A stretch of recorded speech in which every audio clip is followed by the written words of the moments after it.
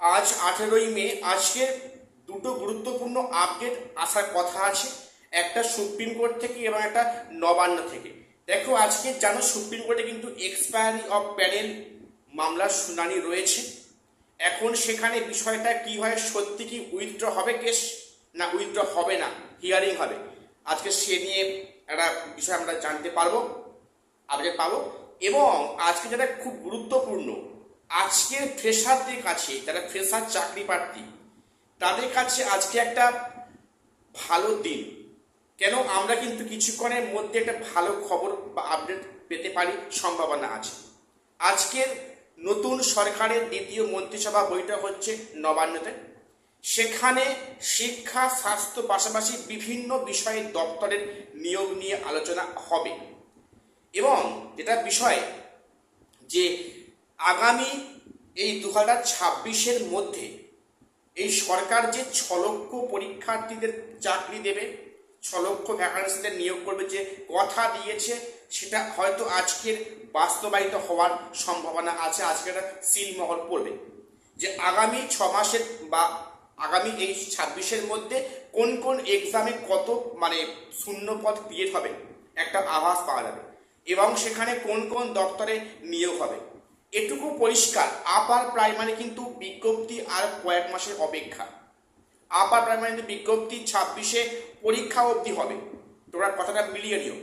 আপার প্রাইমারির বিজ্ঞপ্তি আগামী 2-1 মাসের মধ্যেই আসছে এবং সেখানে 26-এর মধ্যে কিন্তু পরীক্ষা হয়ে যাবে এবং সেখানে শূন্যপদ অনেকটাই বেশি থাকছে। এখানেই শেষ নয়, এছাড়াও কিন্তু বিভিন্ন দপ্তরে, যেমন তোমার পিএসসি, সেখানে মাদ্রাসা, সেখানে হচ্ছে কি ফুড ডিপার্টমেন্ট, বিভিন্ন শ্রম দপ্তর এবং পঞ্চায়েত, এখানে একাধিক বিষয় গুরুত্বপূর্ণ আমরা বিজ্ঞপ্তি আজ পেয়ে যাব।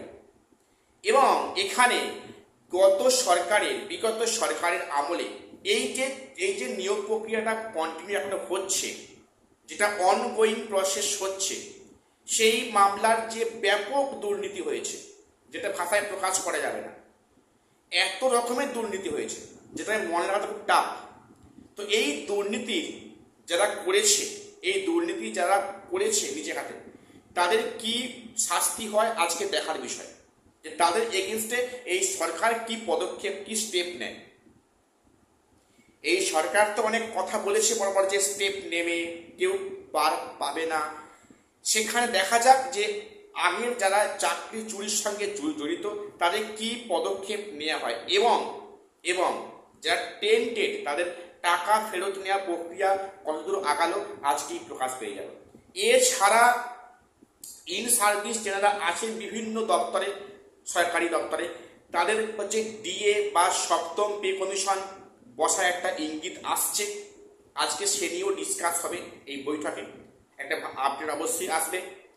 এবং বিভিন্ন বিষয়ে এছাড়াও যে অনগোয়িং প্রসেসগুলো কন্টিনিউ হচ্ছে, যেমন 11-12-এর কাউন্সেলিং, পিভিআর মেডিকেল স্কুলে জয়েনিং অবধি, ক্লাস 9ম-10মের হচ্ছে কি 9-10-এর ভেরিফিকেশান এখনও যে বাকি আছে, ইংলিশ আর 2টো সাবজেক্টের বাকি আছে, সেগুলো কবে নাগাদ হচ্ছে, প্লাস একাদশ-দ্বাদশের সেখানে ইন্টারভিউ কবে নাগাদ শুরু হচ্ছে, সেখানে কাউন্সেলিং কবে হবে, বা এই সামগ্রিক প্রক্রিয়াগুলো 2026-এর 31শে আগস্টের মধ্যে হবে কিনা একটা স্বচ্ছ আমরা ধারণা পেয়ে যাব।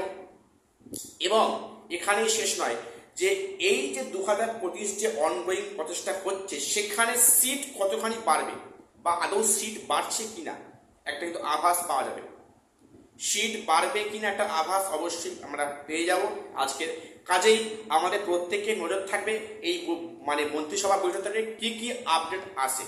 সবাই চ্যানেলটা সাবস্ক্রাইব করে দিও, কোনো গুরুত্বপূর্ণ আপডেট দিলে তোমরা অবশ্যই আমি এই চ্যানেলে প্রোভাইড করে দেবো। তো কাজে এটুকুই আপডেট দেওয়ার ছিল, চ্যানেলটা সাবস্ক্রাইব করে দিও। দেখা হচ্ছে পরে কোনো